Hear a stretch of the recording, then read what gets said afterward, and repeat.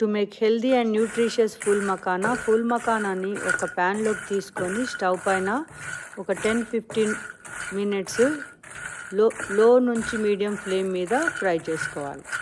తర్వాత ఈ ఫూల్ మకానాన్ని ఒక బౌల్లోకి తీసుకొని అదే ప్యాన్లో బటర్, ఆ తర్వాత కొద్దిగా chilli powder, then jeera powder and then salt add చేసుకొని